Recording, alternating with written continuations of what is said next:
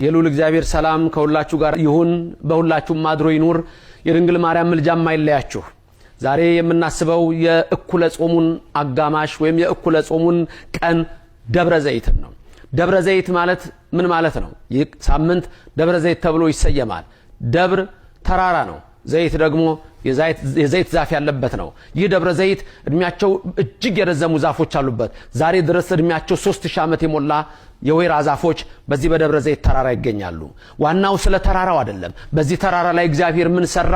ዛሬስ እኛ በዚህ ቀን በእኩለ ጾም አጋማሽ ምን እናስባለን? ደብረ ዘይት። በደብረ ዘይት ጌታ ምን አደረገ? ማቴዎስ ወንጌል ምዕራፍ 24 ላይ ስለ ፍጻሜው ሰዓት ተናገረ። የመምጣቱን ምልክት ነገረን። ምን ያህል እንሆ ዘመን ይሄ ምድር እንሆ እግዚአብሔርን ሳያምን እንደሚኖርና እንደገና ፍጻሜ ላይ ጌታ በክብር በደመና በመላእክት ታጅቦ እንደሚመጣና በዚህ ምድር ላይ ፍርድ እንደሚሰጥ ደቀ መዛሙርቱ ለብቻው በደብረ ዘይት ተራራ ጠየቁት ይላል። ዛሬ ይህን የእኩለ ጾም አጋማሽ ደብረ ዘይት ብለን የጌታን አመጣጥ የምናስብበት ነው። በዚህ ቀን ቅዱስ ዳዊት በመዝሙር 49 ላይ ምን ብሎ ይናገራል? አምላከ አማልክት እግዚአብሔር ነበበ ወጸውአ ለምድር ይላል። የአማልክት አምላክ እግዚአብሔር ተናገረ፣ እነሆ ምድርንም ጠራት ይላል። እግዚአብሔር ሰጋሃደ ይመጽ፣ እግዚአብሔር ግልጽ ሆኖ ይመጣል። ወአምላክንህ ያረምም ዝም አይልም አለ። ያኔ እንደመጣ እንደተተፋበት፣ ያኔ መጥቶ እንደተቀለደበት፣ ያኔ መጥቶ እንደተሰቀለ፣ ያኔ መጥቶ ልብሱ እንደገፈፉት፣ ያኔ መጥቶ ተጠማው ቢል ሐሞትና ከርቤ እንደሰጡት፣ ያኔ የሾህ አክሊል እንደደፉበት፣ ያኔ እጆቹን እንደቸነከሩ፣ ያኔ እግሮቹን እንደቸነከሩ፣ ያኔ ጎኑን እንደወጉት፣ አሁን ግን ዝም እንዳለ ያኔ አሁን ግን ዝም አይልም። ዮሐንስ አፈወርቅ እንዲህ አለ። ምን አይነት ትዕግስት ነው! ቀንድ እያለ የማይዋጋ በግ ምን አይነት ትዕግስት ነው! በሸላቾቹ ፊት ዝም የሚል አለ።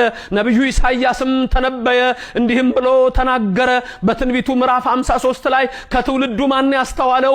እንደተቀሰፈ ቆጠርነው፣ እኛ ግን አላወቅነውም። እሱ ግን ስለ ሁላችን መተላለፍ ቆሰለ፣ እኛ ተቀበዝብዘን ነበረ። በሱ መገረፍ በሱ ቁስልኛ ተፈወስን፣ ይሄን ግን ከትውልዱ ማን አስተዋለ እያለ ተናገረ። አዎ እርሱ በቀራንዮ አደባባይ የተሰቀለው የአማልክት አምላክ እግዚአብሔር ኢየሱስ ክርስቶስ ነበረ። እሱ እነሆ ያኔ ዝም እንዳላ አለ። አሁን ሲናገር ዳዊት ወአምላክንህ ያረምም ዝም አይልም፣ ለፍርድ ይመጣል። ዝም አይልም ማለት ነው ጻድቃንን በቀኙ ኃጥአንን በግራ ያቆምና ዝም አይልም። በቀኝ ያሉት እናንተ አባቴ ብሩካን ይላል፣ ኑ ሀቤ ብሩካኑ ለአቡዬ። በግራ ያሉትን ምን ይላል? ሁሩ እምኔ ከኔ ወግዱ ይላቸዋል። ዝም አይልም። ደብረ ዘይት የጌታን መምጣት የምናስብበት ይህ የጾሙ እኩሌታ ነው፣ የጾሙ አጋማሽ ነው። ይህ ሰዓት በደብረ ዘይት ተራራ ጌታ የተናገረው የሚፈጸምበት ነው። ዛሬ ምድራችን ረክሳለች፣ ምድራችን ቆሽሻለች፣ ምድራችን አድፋለች። በዚህ ሰዓት ዮሐንስ በራእዩ ይገልጸዋል። ያኔ በዳንኤል የመጽሐፉን ቃል ትንቢቱን ዝጋው አትመው ያለውን ለዮሐንስ ደግሞ ለባለ ራእዩ ምን ይለዋል?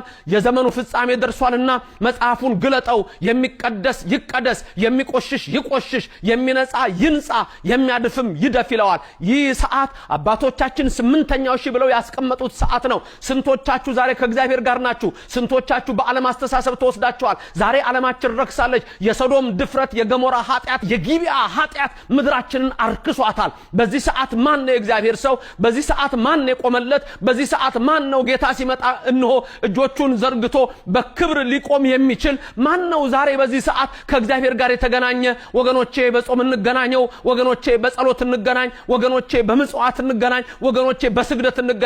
ያለቀ ዘመን ላይ ያለ ነው። ምድራችን ፈጽማ አርጅታለች፣ ወደ መጽአትም ፈጥናለች። በዚህ ጊዜ ውስጥ ልንድን የምንችለው እግዚአብሔርን አምነን በአንዲት እምነት ስንጸና ብቻ ነው። አይቀርም የተነገረው ትንቢት ሁሉ ደርሷል። ድንግል ትወልዳለች፣ ወልዳዋለች።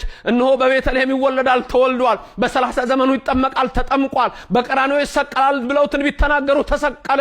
በ3ኛው ቀን ከሞት ይነሳል ብለው ተነበዩ፣ ተነሳ። እነሆ ያርጋል አሉ፣ በ40ኛው ቀን አረገ። መንፈስ ቅዱስም በ50ኛው ቀን ላከ። አንድ ትንቢት ይቀራል። ይመጣል።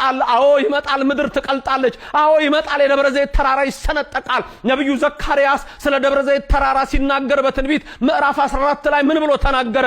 እግዚአብሔር አምላክ አማልክት ይመጣል አለ። የአማልክት አምላክ ይገለጣል።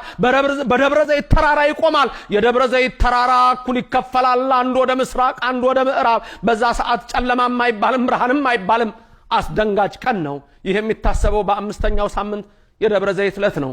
ከኃጢአት ነስተን የበደለ ክሶ ልቡን እንሆ ከእግዚአብሔር ጋር አገናኝቶ የዓለምን አስረሽ ምችው ንቆ ከዓለም ርኩሰት አምልጦ እንሆ እንደ ሎጥ የሚያመልጥ እንደ ኖህ መርከብ የሚሰራ አዎ እግዚአብሔር የሚጠራው እርሱንም ያዘጋጀ እግዚአብሔር በደብረ ዘይት ተራራ ሲመጣ ዝም አይልምና የአባቴ ብሩካን አንተ የአባቴ ብሩክ አንቺ የአባቴ ብሩክ ትብሎ ይጠራሃል ይጠራሻል። በቀኙ ለመቆም ያብቃን። መዋዕለ ጾማችን ያስፈጽመን። አሜን። ክብርና ምስጋና ለሥላሴ ይሁን።